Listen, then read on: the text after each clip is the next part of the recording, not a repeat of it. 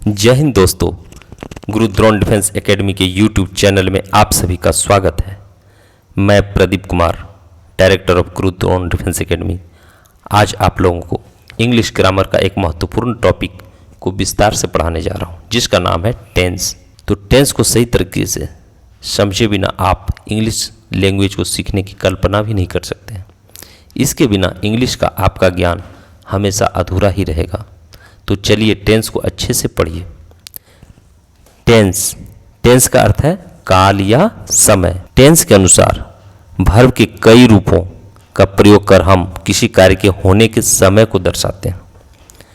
Tense के रूपों के अनुसार वाक्यों में हेल्पिंग वर्ब और मेन वर्ब का रूप बदलते रहता है। टेंस के माध्यम से हम हेल्पिंग वर्ब और मेन वर्ब के विभिन्न फॉर्म्स के प्रयोग को देखेंगे।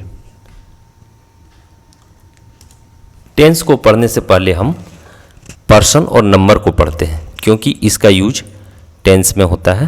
अतः पर्सन को 3 पार्ट में डिवाइड किया गया है। पर्सन मीन्स होता है व्यक्ति। पर्सन 3 तरह का होता है। फर्स्ट पर्सन, जो बोलने वाला होता है उसको बोलते हैं फर्स्ट पर्सन, जो किसी कार्य किसी घटना के बारे में बताते हैं।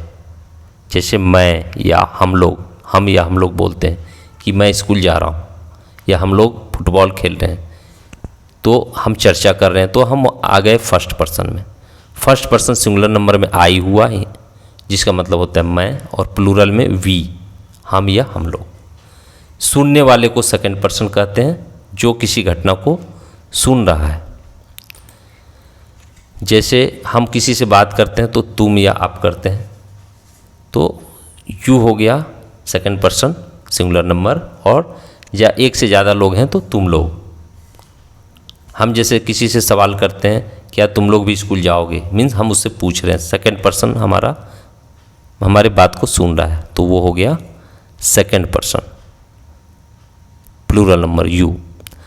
थर्ड पर्सन जिसके बारे में हम बात करते हैं, जैसे ही, वह, सी, वह for feminine gender, he for masculine gender, या पुल्लिंग के लिए ही का यूज होता है, स्त्रीलिंग के लिए सी का यूज होता है। इट, यह फॉर न्यूटर जेंडर, और सिंगल नेम जैसे राम, श्याम, सीता, गीता एटसेट्रा, ये थर्ड पर्सन सिंगुलर नंबर में आते हैं। और प्लूरल नंबर में क्या आते हैं, दे, वे या वे लोग, या मोर देन 2 नेम्स जैसे राम एंड श्याम, सीता एंड गीता, ये सब। और प्लूरल नाउन्स भी थर्ड पर्सन प्लूरल नंबर में आते हैं, जैसे boys, girls, students, women, children etcetera. First person singular number I के साथ प्रेजेंट टेंस में एम का यूज होता है, पास्ट में वाज का यूज होता है, और फ्यूचर में शैल का यूज होता है। First person plural number we के साथ प्रेजेंट टेंस में आर का यूज होगा, पास्ट में वर का यूज होगा, और फ्यूचर में सेल का यूज होगा। Second person singular number you के साथ प्रेजेंट टेंस में आर का, पास्ट में वर का, फ्यूचर में विल का। और second person plural number same you के साथ आर, वर और विल का यूज होगा। Third person singular number he, she, it और सिंगल नेम के साथ प्रेजेंट टेंस में इज का, पास्ट टेंस में वाज का, और फ्यूचर में विल का यूज होगा। वैसे ही थर्ड पर्सन प्लूरल नंबर दे के साथ प्रेजेंट टेंस में आर का, पास्ट में वर का, और फ्यूचर में विल का यूज होता है। ये जो आप देख रहे हैं V1, V1 और V5, तो ये सिंपल प्रेजेंट टेंस में इन सभी पर्सन और नंबर के साथ V1 का यूज होता है। Only third person singular number के साथ V5 का यूज होता है, जिसको हम एग्जाम्पल के माध्यम से टेंस में देखेंगे। टेंस को हम 3 पार्ट में डिवाइड करते हैं। समय को हम 3 पार्ट में डिवाइड करते हैं। पहला है प्रेजेंट टेंस या वर्तमान काल या अभी का समय। दूसरा है भूतकाल या बीता हुआ समय या पास्ट टेंस, जिसे हम भूतकाल कहते हैं। तीसरा है फ्यूचर टेंस अर्थात भविष्यत काल या आने वाला समय।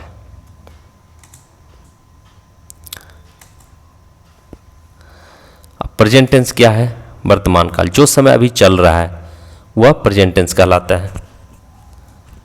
दूसरा है पास्ट टेंस मीन्स भूतकाल, मीन्स जो समय बीत गया है वह पास्ट टेंस कहलाता है। तीसरा है आपका फ्यूचर टेंस या भविष्यत काल, जो समय आने वाला है वह फ्यूचर टेंस कहलाता है। Present tense, it is of 4 types, या 4 तरह के होते हैं। पहला है सिंपल प्रेजेंट टेंस, दूसरा है प्रेजेंट कंटिन्यूअस टेंस, इसको हम प्रेजेंट इम्परफेक्ट टेंस भी बोलते हैं। तीसरा है प्रेजेंट परफेक्ट टेंस, और चौथा है प्रेजेंट परफेक्ट कंटिन्यूअस टेंस। तो चलिए अब हम इन टेंसों को वन बाय वन देखते हैं। Simple present tense, simple present tense का क्या है पहचानने का तरीका, जिस वाक्य के अंत में ता है, ती है, ते है इत्यादि शब्द हो, वे वाक्य सिंपल प्रेजेंट टेंस के वाक्य कहलाते हैं। इन वाक्यों से हैबिट्स, रूटीन वर्क और यूनिवर्सल ट्रूथ आदि को व्यक्त किया जाता है। हमें किसी का हैबिट बताना हो, कोई रूटीन वर्क के बारे में बताना हो, या कोई यूनिवर्सल ट्रूथ, जैसे सूर्य पूरब में उगता है, रूटीन वर्क मैं रोज़ सुबह 7 बजे स्कूल जाता हूँ, या आदत है जैसे मैं रोज़ सुबह जल्दी जगता हूँ। तो इस तरह के वाक्यों को बताने के लिए हम सिंपल प्रेजेंट टेंस के वाक्यों का प्रयोग करते हैं। इसका स्ट्रक्चर ऑफ सेंटेंस क्या होता है, तो इसमें सब्जेक्ट सबसे पहले आता है, फिर V1 और V5 प्लस ऑब्जेक्ट आता है। V1 का यूज कहाँ होगा और V5 का कहाँ होगा, ये मैं आपको पर्सन और नंबर में बता चुका हूँ। इसका निगेटिव सेंटेंस कैसे बनेगा, तो subject plus do oblique does plus not plus V1 plus object, यहाँ पे डू और डज का यूज होता है। और V1 के जब V1 रहेगा वर्ब का पहला रूप होगा तो डू का यूज होगा, और V5 होगा तो डज का यूज होगा, और यहाँ पे V1 होगा।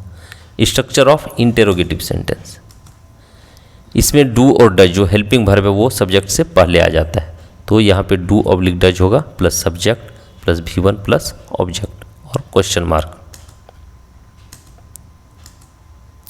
चलिए अब इसको हम एग्जाम्पल के माध्यम से समझते हैं। जैसे बोलते हैं हम कि हम लोग रोज़ शाम में फुटबॉल खेलते हैं, तो यहाँ पे लास्ट में क्या है, ते हैं, और ये आपको एक रूटीन वर्क भी बता रहा है। तो ये आपका सेंटेंस जो है सिंपल प्रेजेंट टेंस में आता है। इसका इंग्लिश ट्रांसलेशन होगा वी प्ले फुटबॉल, वी के साथ वर्ब का फर्स्ट फॉर्म का यूज हुआ है, we play football daily in the evening. इसका इंट्रोगेटिव है, क्या हम लोग रोज़ शाम में फुटबॉल खेलते हैं, do we play football daily in the evening, हम लोग रोज़ शाम में फुटबॉल नहीं खेलते, we don't play football daily in the evening.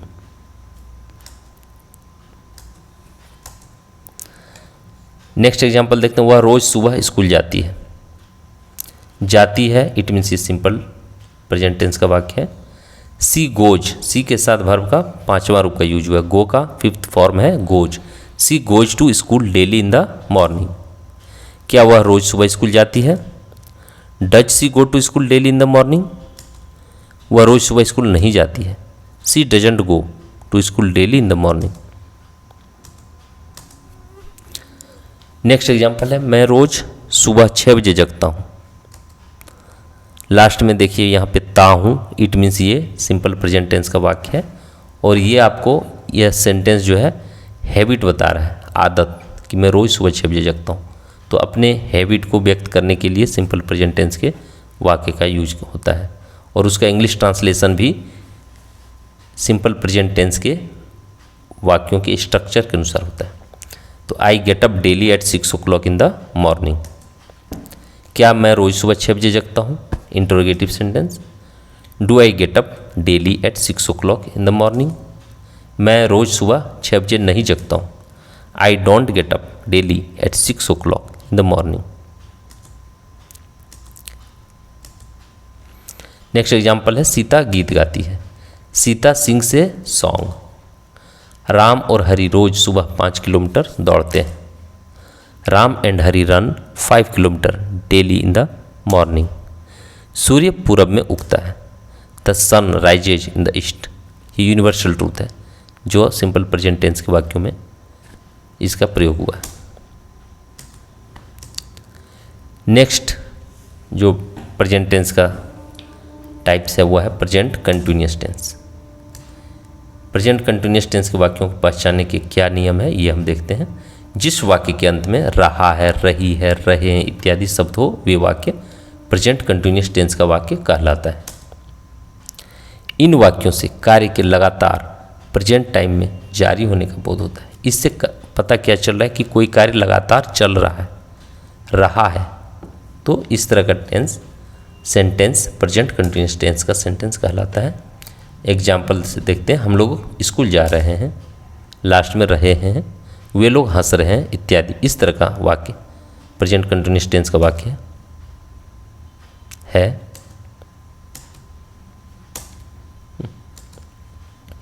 इसका स्ट्रक्चर ऑफ सेंटेंस देखते हैं।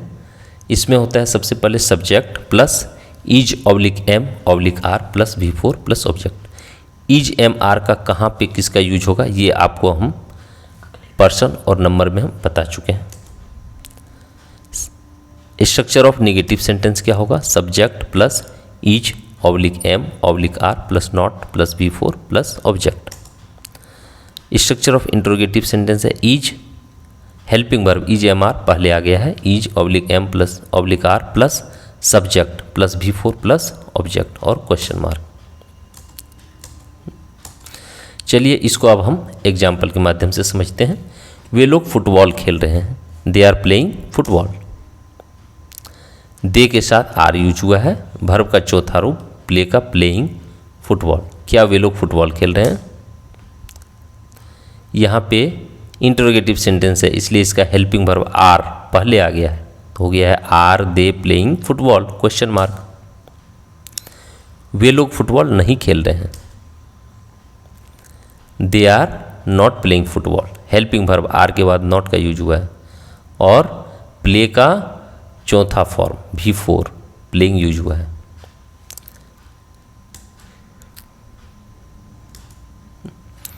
मैं एक कहानी पढ़ रहा हूँ, I am reading a story. Assertive sentence है, क्या मैं एक कहानी पढ़ रहा हूँ? इंटरोगेटिव सेंटेंस है, am I reading a story, मैं कहानी नहीं पढ़ रहा हूँ, I am not reading a story. किसान अपना खेत जोत रहा है, क्या है? जोतने का कार्य लगातार जारी है और लास्ट में आप देख रहे हैं रहा है, तो यह प्रेजेंट कंटिन्यूअस टेंस का सेंटेंस है। A farmer is ploughing his field. क्या किसान अपना खेत जोत रहा है? Is a farmer ploughing his field? किसान अपना खेत नहीं जोत रहा है, the farmer is not ploughing his field. Present perfect tense, present tense का तीसरा फॉर्म है वह प्रेजेंट परफेक्ट टेंस है। इसकी पहचान के लिए क्या तरीके हैं? जिस वाक्य के अंत में या है, ये है अथवा चुका है, चुकी है, चुके हैं इत्यादि शब्द हो वे वाक्य प्रेजेंट परफेक्ट टेंस का वाक्य कहलाते हैं। इन वाक्यों से कार्य के अभी अभी पूरा होने का बोध होता है। इन वाक्यों से यह पता चलता है कि कार्य अभी जस्ट पूरा हुआ है। जैसे मैं स्कूल जा चुका हूँ, उसने खाना खा लिया है, तो इस तरह का सेंटेंस से क्या पता चल रहा है कि कार्य जस्ट अभी पूरा हुआ है। तो जैसे हम लोग स्कूल जा चुके हैं, वे लोग फुटबॉल खेल चुके हैं, तो इस तरह के सेंटेंस का क्या स्ट्रक्चर होगा इंग्लिश के वाक्यों का वो देखते हैं।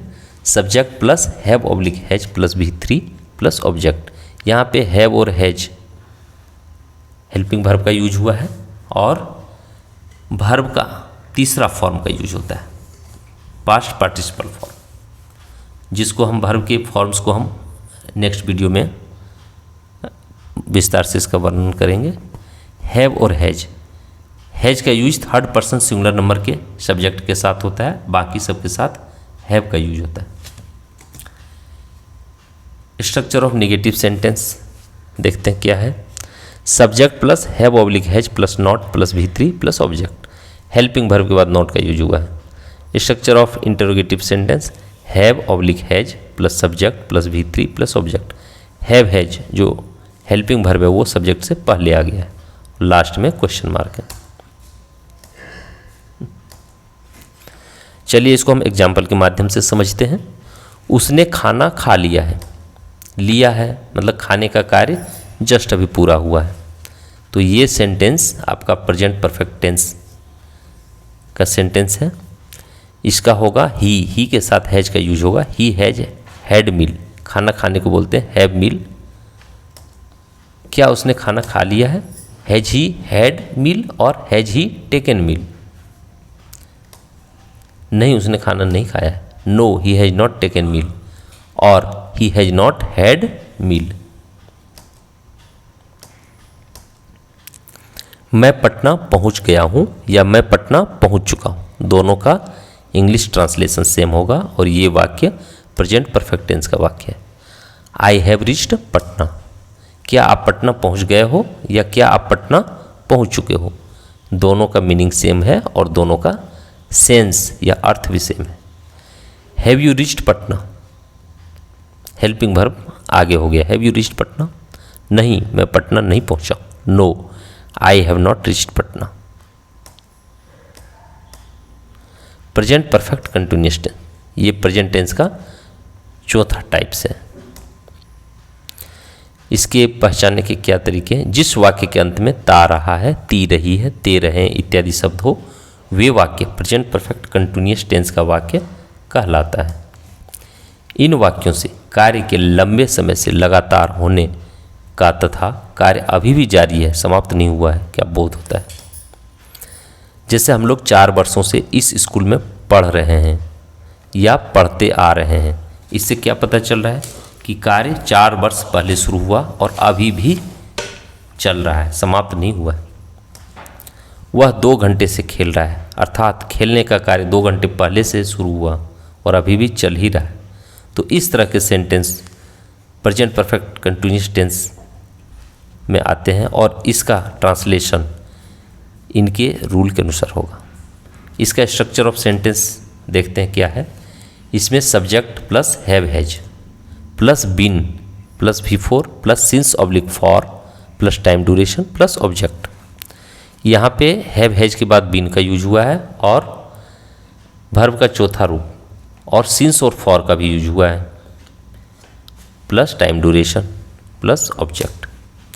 स्ट्रक्चर ऑफ नेगेटिव सेंटेंस क्या होगा? है subject plus have oblique has plus not, helping verb have has है, इसके बाद नॉट का यूज हुआ है, plus been plus before plus since oblique for plus time duration plus object. Structure of interrogative sentence have oblique has plus subject plus been plus before plus since oblique for plus time duration plus object. अब देखते हैं since का प्रयोग कहाँ होगा और for का प्रयोग कहाँ होगा। सिंस का प्रयोग निश्चित समय के लिए किया जाता है, जैसे सिंस मंडे मीन्स सोमवार से, जब दिन निश्चित हो कि कोई कार्य सोमवार से हो रहा है या सोमवार से चल रहा है तो सिंस मंडे होगा। सिंस 5 o'clock टाइम निश्चित है, सिंस 2005 या since morning, since childhood, since 15 Jan 2022। तो इस तरह के शब्दों के साथ जिसमें समय निश्चित हो वहाँ पे सिंस का प्रयोग किया जाता है। फॉर का प्रयोग कहाँ किया जाता है उसको देखते हैं। फॉर का प्रयोग जब समय निश्चित नहीं हो, केवल समयावधि के लिए किया जाता है, जैसे 4 वर्षों से, सिर्फ जब सिर्फ ड्यूरेशन दिया हो, जैसे वह 4 वर्षों से कार्य कर रहा है, वह 2 दिनों से पढ़ रहा है या वह 2 घंटे से खेल रहा है। तो यहाँ पे क्या है? ड्यूरेशन दिया हुआ है, टाइम निश्चित नहीं है, 2 घंटे कब से खेल रहा है। तो इस तरह के शब्दों के साथ फॉर का प्रयोग होगा। For 2 hours, for few days, for 4 years etcetera.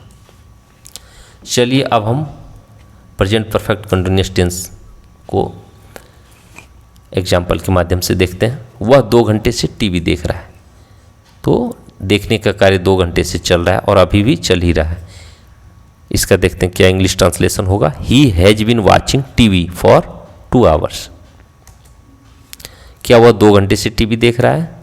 Has he been watching TV for 2 hours? नहीं, वह 2 घंटे से टीवी नहीं देख रहा है। No, he has not been watching TV for 2 hours। तो दोस्तों प्रेजेंट टेंस समाप्त हो गया है। अब हम अपने अगले वीडियो में पास्ट टेंस और फ्यूचर टेंस को विस्तार से बताएंगे। यदि उम्मीद करता हूँ, आशा करता हूँ कि आप टेंस और टेंस के first types that is present tense को आप अच्छे से समझ गए होंगे। यदि ये वीडियो आपको पसंद आया हो तो इसे लाइक करें और इसे अधिक से अधिक शेयर करें। ऐसा और वीडियो को पाने के लिए आप हमारे चैनल को सब्सक्राइब करें और अगले वीडियो का नोटिफिकेशन प्राप्त करने के लिए बेल आइकन को जरूर दबाएं। Thank you for watching this video. जय हिंद।